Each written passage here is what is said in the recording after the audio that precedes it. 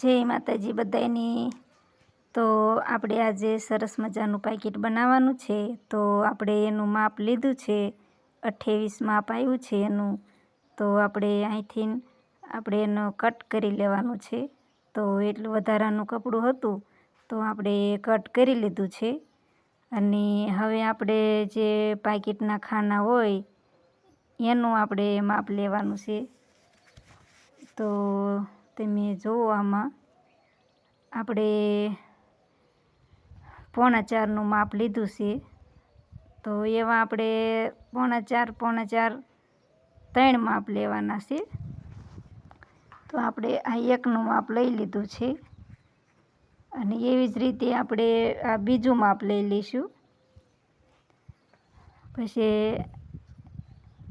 હવે ત્રીજું માપ લઈ લઈશું।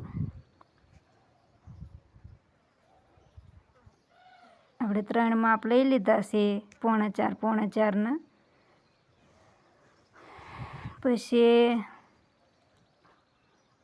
બધું માપ લેવાઈ ગયું, પણ તો એમ થયું કે થોડુંક ફરીને ચેક કરી જોઉં। તો આપણે સરસ મજાનું માપ લઈ લીધું છે।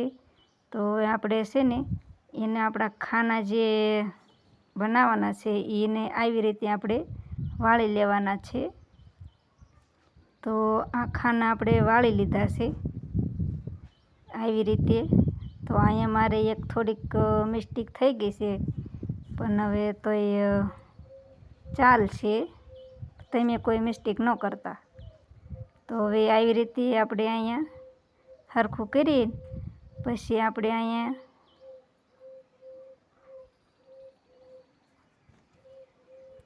ફરતી આપણે સિલાઈ મારી દેવાની છે 3 બાજુ। તો 3 બાજુ સિલાઈ લાગી જાય આવી રીતે પહેલાં આપણે સિલાઈ મારી દેવાની।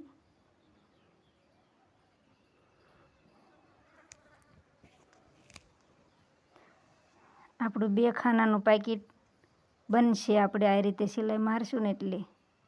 તો આપણે સિલાઈ મારી દીધી છે, દોરો કાપી નાખ્યો છે અને જે આ વધારાનું કપડું હોય તે પણ કટ કરી લેવાનું છે અને આ ખૂણા જે આપણે હોય તે પણ કટ કરી લેવાના છે। પછી એને આપણે આવી રીતે પલટાવી દેવાનું છે। તો આપણે એક વખત તો પલટાવી દીધું।